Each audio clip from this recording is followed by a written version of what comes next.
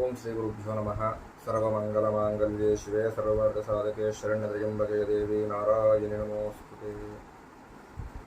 మరి నవరాత్రులలో రెండవ రోజు బ్రహ్మచారిణి రూపములో ఆ యొక్క అమ్మవారు మనకు దర్శనం ఇవ్వడం జరుగుతుంది.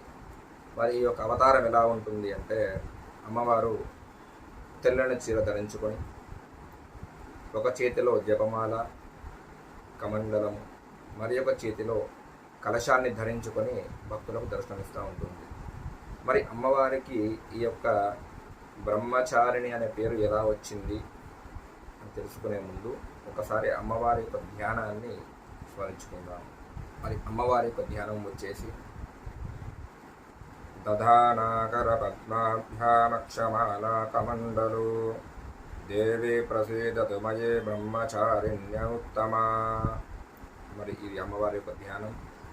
మరి ఆశ్వజ మాస శుక్లపక్షములో రెండవ రోజు అమ్మవారిని పూజించే ముందు ఈ యొక్క ధ్యానం చెప్పుకొని అమ్మవారిని బ్రహ్మచారిణి రూపంలో పూజించుకుంటే సకల సుఖాలు కలుగుతాయి.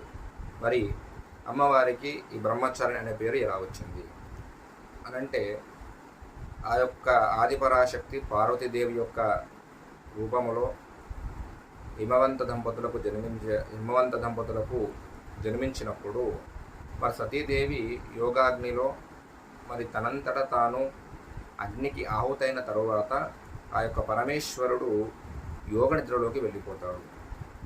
ఎన్ని విధాలా కూడా ప్రేరేపించినా కానీ ఆ యొక్క పరమేశ్వరుడు యోగ నిద్ర నుంచి బయటికి రాడు. అప్పుడు ఈ యొక్క అమ్మవారు కూడా ఏమి చేస్తుంది అంటే, ఆ శివుడి దగ్గరికే వెళ్ళి అక్కడే బ్రహ్మచారిణిగా, అంటే అమ్మవారు కూడా అక్కడే స్వామివారిలాగా తపస్సు చేసుకుంటూ ఉంటుంది.